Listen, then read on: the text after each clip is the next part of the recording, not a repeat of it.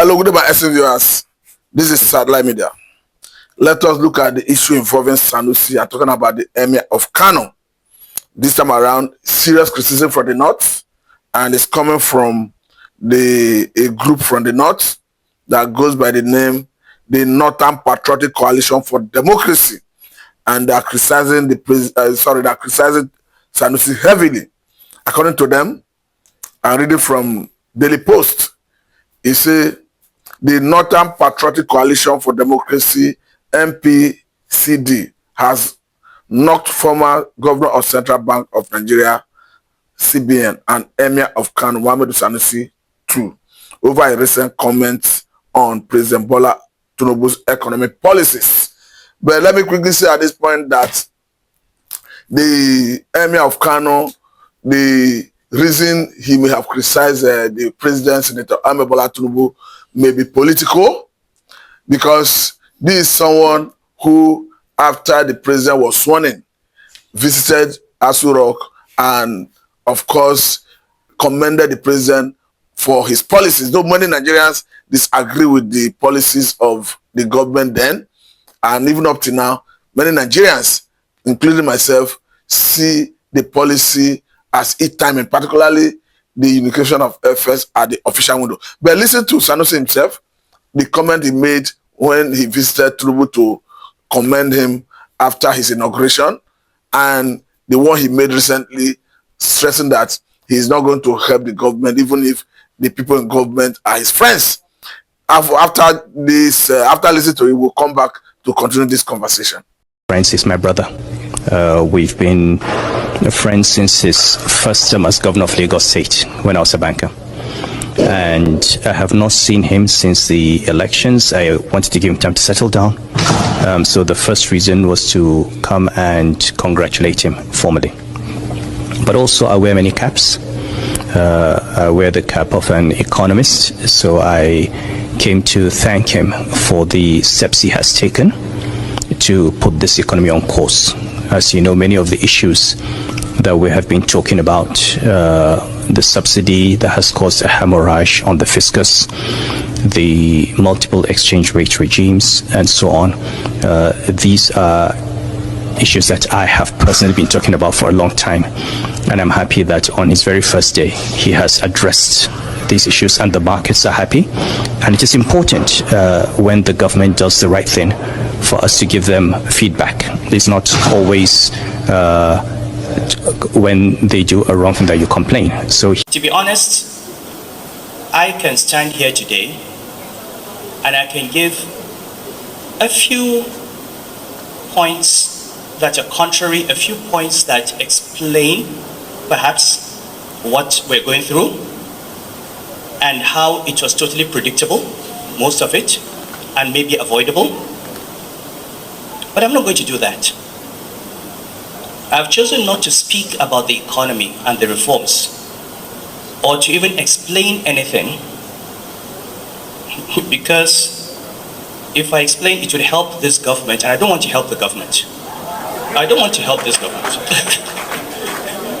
You know, they're my friends. If they don't behave like friends, I don't behave like a friend. So I watch them being stewed, and they don't even have people with credibility who can come and explain what they're doing. But I'm not going to help. Hello, you are welcome back.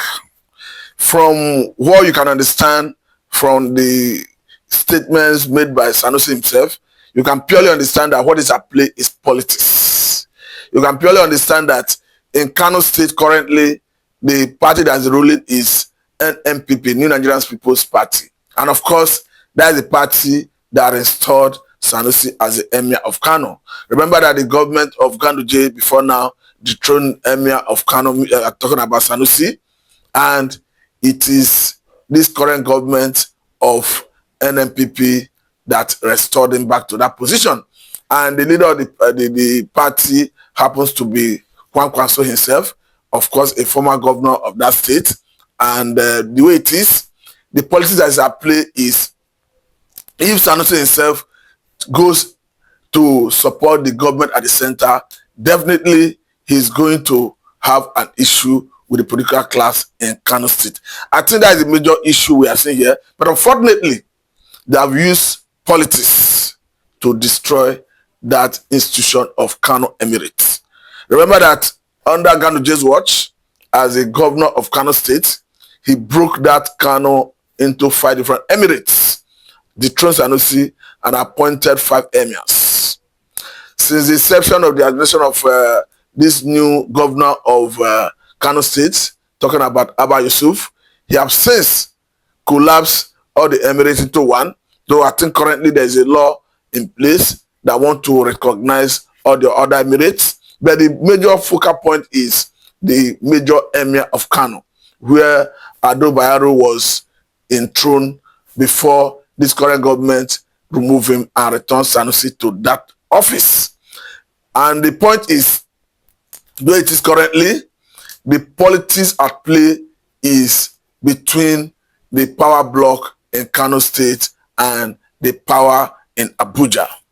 Because we understand that even in 2027 that is to come, the APC is looking for strategy to reclaim Kano State through Ganduje, who of course we understand is the political leader of APC in that state. And currently, the Ado Bayero, who is seen as emir by some people, is being backed by Ganduje himself. And it is viewed that the power at the center, the power from above, is what is sustaining Bayero and keeping him in Kano as emir. Because the way it is today, we are seeing 2 emir in Kano State. Talking about Sanusi himself, who is backed by the state government, and Bayero himself, who is backed by Ganduje. And Ganduje is seen as he's exercising further might. So I think that best explains the reason someone like the Emir of Kano is not comfortable to actually speak his mind. Because from the Sanusi we know is someone who do not always waste time to speak his mind when the need arise. But currently, I think he may not have that boldness. The reason is not far-fetched, because if he does that, of course, he knows that he'll be threatening his seat, or rather his stool. Because the way it is, anything he says that undermines the political interest or the political class in Kano State, I think that will be inimical to his position as the Emir of Kano. Because currently, the political bloc or political class in Kano State is hoping to leverage on the failure of the government of Senator Bola Tinubu to woo supporters, to magnetize votes to NNPP come 2027. Whether at the national level, whether at the state level, of course, that is their intention. So Sanusi is in what looks like a feast, because even if before now he's someone who is known to have advocated for subsidy ruble on gasoline, to have advocated for unification of FS at the official window, and this is double policies the government have since adopted, and himself visited Asurok from the session of this administration to commend Tinubu for those 2 policies. Even if Nigerians across board disagree with those policies, but I think this is something Sanusi believes in.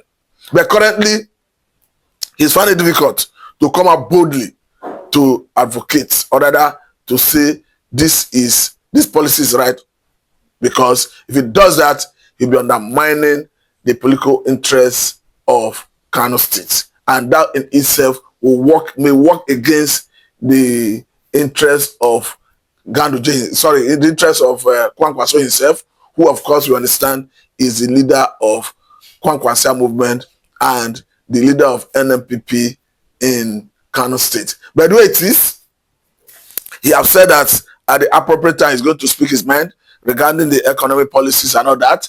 But I don't think we may hear that anytime soon, because between now and 2027 is far off, and the issue that has to do with the emirship also is still within the court, going through some litigation.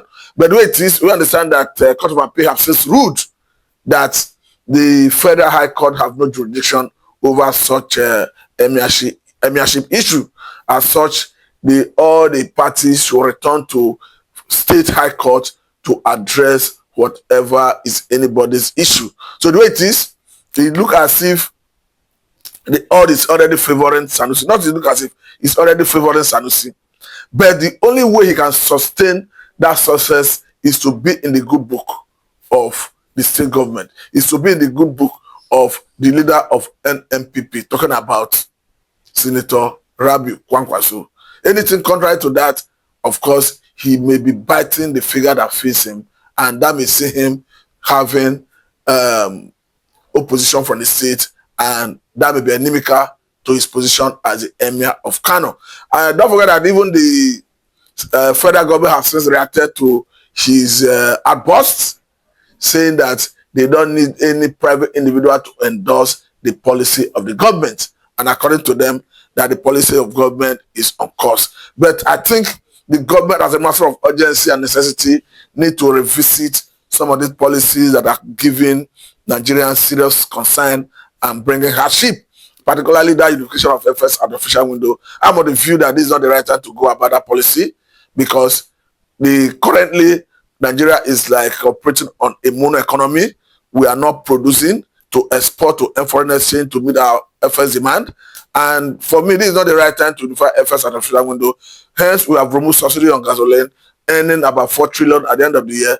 I'm of the view that we needed to use that money to diversify into other areas like agriculture, solid mineral, improve on our production sector, so that I will start exporting and earning more foreign exchange to meet our dollar obligation, FS obligation. We cannot go back to that higher in window to unified. So I'm of the view that the timing of that FS unification is wrong.